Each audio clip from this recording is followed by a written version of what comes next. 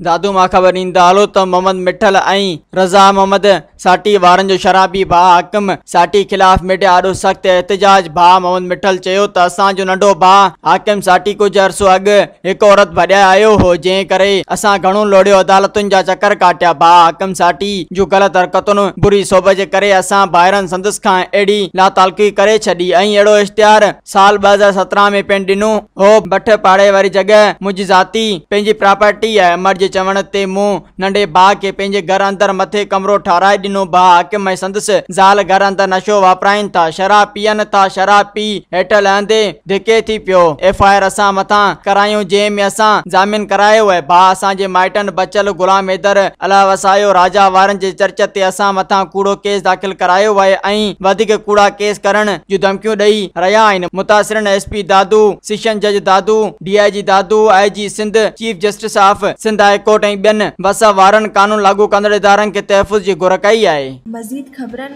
ऐं तफ़सीलात लाइ विज़िट कयो असांजी वेबसाइट www.awamiNewsHD.com ऐं ॾिसंदा रहो अवामी न्यूज़ HD।